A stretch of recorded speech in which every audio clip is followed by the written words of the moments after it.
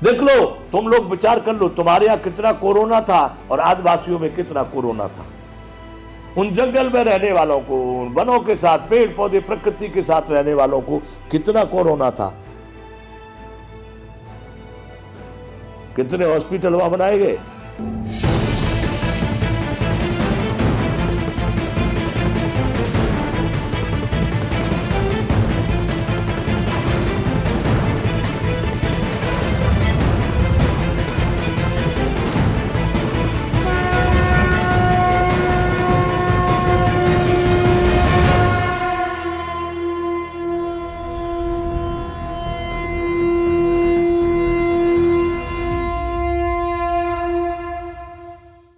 जय विश्व बंधु। चलो बंधुओं, चलो अपने जीवन यात्रा पर हम लोग चल रहे हैं।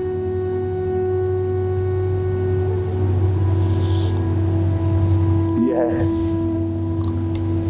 विषय है सनातन जीवन विज्ञान, साइंस ऑफ यूनिवर्सल लाइफ।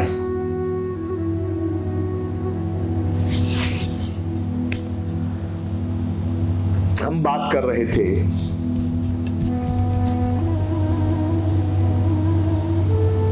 अपनी दिनचर्या की।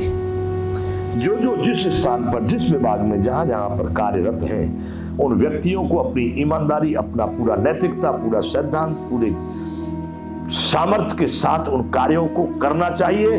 और जो कुछ वेतन उनको सरकार से प्राप्त हो रहा है, अपने स्वामियों से प्राप्त हो रहा है, कंपनी, फैक्ट्री, अधिकारी, उनके जो मालिक लोग हैं उनसे प्राप्त हो रहा है, उसको ही अपने जीवन का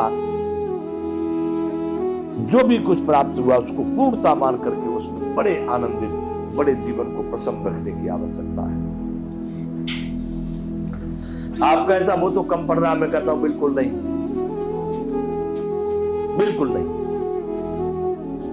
आप जीवन को जितना ऊपर ले जाना चाहे, अपने जितना भी उड़ाना चाहे उड़ा ले, और जितना नीचे लाना चाहे ले आए, घटता कुछ नहीं है।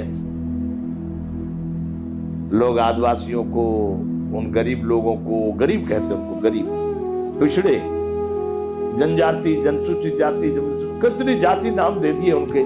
मैं उनको बोलता हूं मेरा मित्र, मेरा विश्व बंधु। मैं उनको क्या बोलता हूं, मेरा भाई। मैं क्या कहता हूं, मेरे जैसा और तुमसे ज्यादा आनंदित। मुझे कहने में संकोच नहीं, भी कोरोना आया, कोरोना, अब कुछ किसका रोना हुआ ये तो भगवान जाने, पर कोरोना देख लो, तुम लोग विचार कर लो, तुम्हारे यहां कितना कोरोना था और आदिवासियों में कितना कोरोना था। उन जंगल में रहने वालों को, उन वनों के साथ, पेड़ पौधे प्रकृति के साथ रहने वालों को कितना कोरोना था। कितने हॉस्पिटल वहां बनाए गए। अरे साहब कुछ नहीं था, लोगों ने खाली भड़का दिया, एक आध को वो कर दिया हो तो भले, बाकी कोरोना को उन्होंने रोना उनको बंद कर दिया। उनकी तू भाग भाई, यहाँ क्या है। उनके लिए कोई मीठा खाना बंद नहीं है, उनके लिए चावल खाना बंद नहीं है, घी खाना बंद नहीं है, बादाम खाना बंद नहीं है, काजू। अब ये है कि आप दुर्भाग्यवश होने के बाद नहीं खा सकते, और वो नहीं है इसलिए नहीं खा सकते, पर दोनों पहुंच तो एक ही लेवल पर भी है। आप और कमाना, और कमाना, और लाओ, और लाओ, और लाओ, उसमें उसका सुख नहीं भोग सकते, और उनके पास है नहीं इसलिए उसका सुख नहीं भोग सकते। वो तो दोनों बराबर पे। आप अपने अहंकार में मान लिए को हो हम तो बहुत ऊपर निकल गए और वो कहीं है, लेकिन उन्होंने अपनी सज्जनता में मान लिया कि हम जहां पर हैं वहां पर ठीक है और तुम बहुत ऊंचे हो।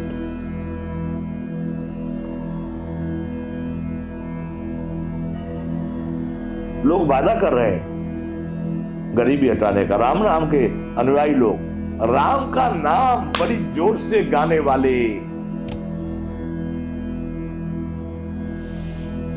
क्या कह रहे हैं, गरीब मुक्त भारत, मतलब गरीबी रहेगी नहीं, निर्धनता।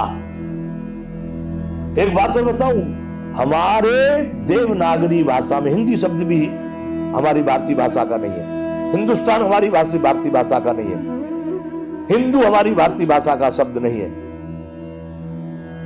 मैं जो गरीब गरीब बोल रहा हूं ये भी हमारी भाषा का नहीं है।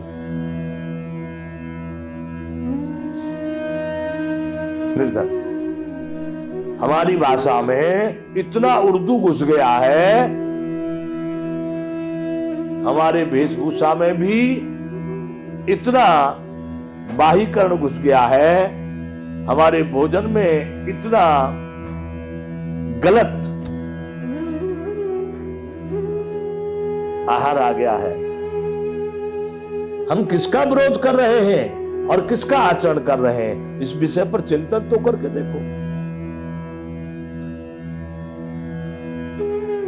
हमको यही मालूम नहीं पड़ता है कि हम किससे लड़ रहे हैं। जाने दो, मैं बात यहां कर रहा हूं नैतिकता की।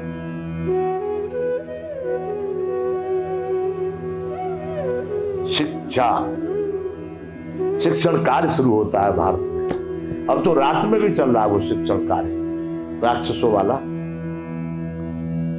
निशाचर वृत्ति। रात की शिक्षा निशाचरी गुण पैदा करेगी।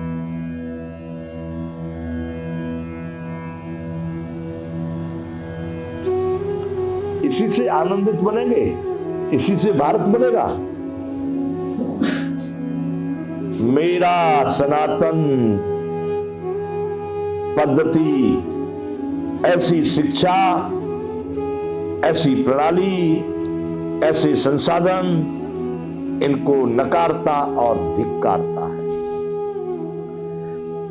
इस जग को विलासिता ने अंधा बना दिया है, इस जग को विलासिता ने अंधा बना दिया है। विद्या का यहाँ नित्य प्रति व्यापार हो रहा है। विद्या भी व्यापार का विषय है। विद्या का यहाँ पर नित्य प्रति व्यापार हो रहा है। सत्संग कथा कीर्तन को धंधा बना दिया है। इस जग को विलासिता ने अंधा बना दिया है। बंधुओं, खा जाएगी आपके प्राणों को ये शिक्षा। मातो पिता बालकन बुलावहे, उदर भरे सोई ज्ञान सिखावहे। राम नाम तो मुझे सर्वोपरि प्रिय है ही, लेकिन रामायण जो ग्रंथ है, जो गोस्वामी तुलसीदास जी ने रचना की, उस काव्य की, वो काव्य मुझे बहुत अच्छा लगता है। विश्व की सभी रचनाओं में सबसे प्रिय मुझे लगता है तुलसी कृत श्री रामचरितमानस। उसका गायन का राग बहुत अच्छा, उसमें अलंकार बहुत अच्छा, उसमें समास बहुत अच्छा। क्या क्या कहूंगा, मुझे कुल मिलाकर उससे बढ़िया, उससे उत्तम कोई ग्रंथ दिखाई नहीं देता। ज्ञान भी भरपूर है, अलंकार, अतिशयोक्ति तो पूरा अतिशयोक्ति, भ्रांतमान तो पूरा भ्रांतमान।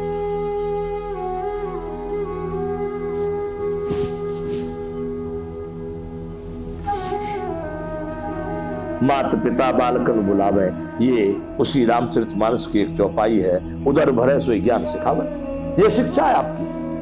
कौन सी पढ़ाई पढ़ने बैठ रहे हैं, धन जिसमें ज्यादा मिलेगा। मेरे भाइयों, थोड़ी तो नजर, अपनी दृष्टि डालो। मैं यहां सूरत में रहता हूं, मैं नहीं कह सकता कितने वृद्धाश्रम बने हैं, और उन वृद्धाश्रम में उन पढ़े लिखे धनवान परिवारों के माता पिता रह रहे हैं।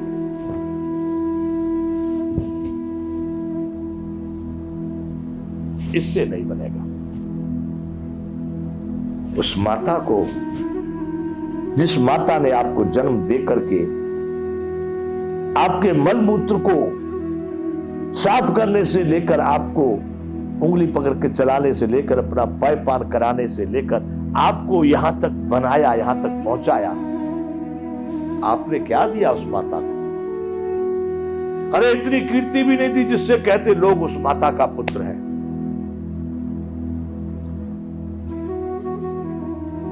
आपने इतनी सेवा भी नहीं की जिससे माता के आशीर्वाद भी आपको पूरे पूरे मिल गए होते।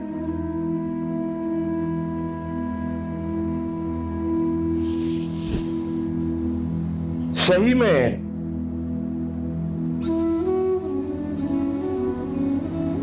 उस ऋण से ऋण तो आप तब होते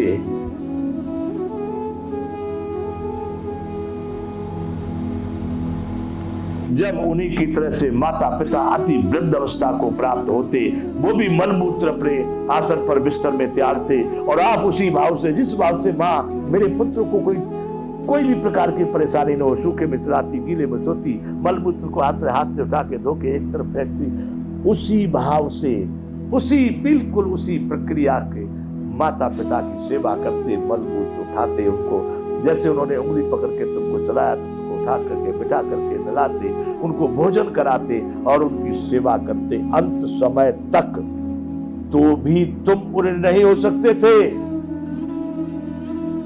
क्योंकि जो ऋण उनका था कि तुमको अपने उदर में रख करके वजन लेकर के चलिए, तुमको पायपान कराया, कहां से कराओगे?